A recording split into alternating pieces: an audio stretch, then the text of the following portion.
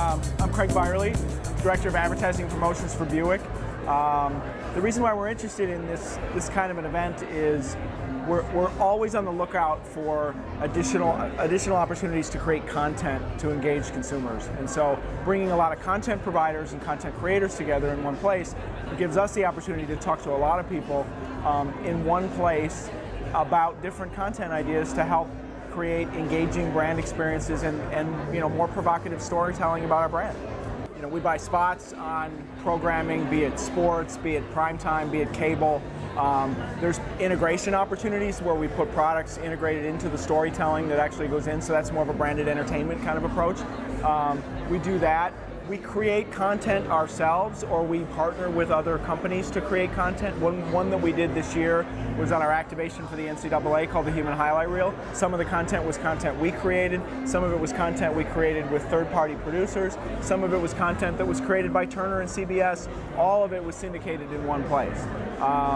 And then the third case is to go out and do unique new content, like an approach we did with a program called Rediscover on MSN, where we basically provide cars to people who act as guides within their city. So it's really not over the top, and it's more about storytelling, and it's more about discovery in those individual cities. So there's an entire continuum. The key thing in all of this really is that the consumer has a lot of choices, and the world of traditional television is collapsing into what I'll call a video world, as opposed to a broadcast television world, where there's a lot more options, a lot more opportunities. And to be honest with you, in a world where TiVo is as pervasive as it is, or DVR, having your vehicle or your product integrated into the storytelling itself, you can't really fast forward through that. One of it, we want to integrate our product into the storytelling itself, and we want to do it in a way that doesn't feel forced, so it's not car in background kind of thing, okay, where it's actually part of the story itself. In terms of once that's developed, then it becomes the question of how do we distribute that content.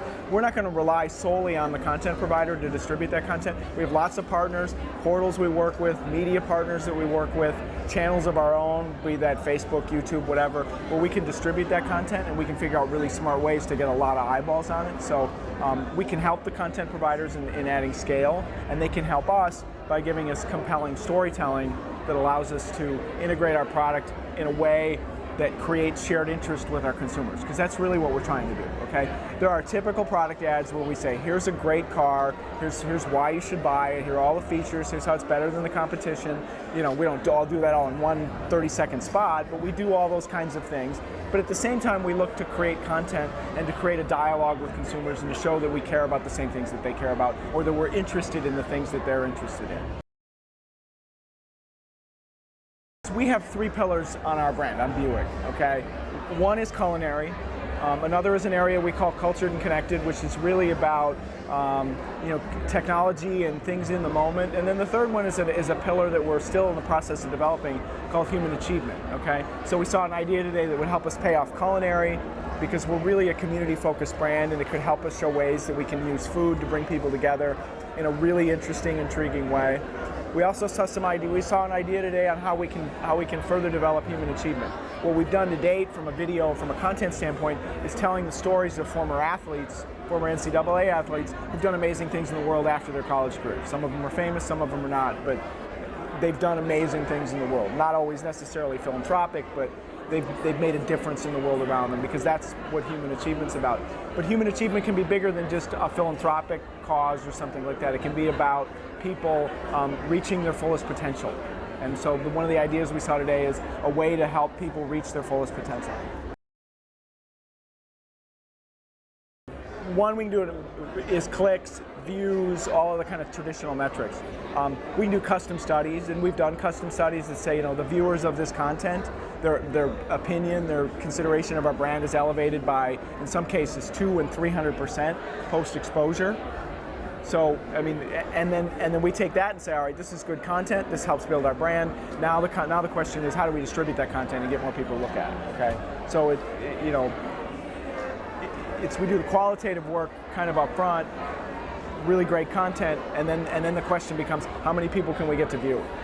there's only so much that creating really great, compelling content will do in and of itself, okay? Once in a while, you strike gold and you get something and 3 million people view it, but there are other ways. There are content distribution networks, companies that will actually distribute your videos through through pre-roll. There are portals and other, partners that we work with that will help us to distribute that content. So there's lots of ways we can get at it, and if it's really great content that we want a lot of people to see, we'll employ all of them.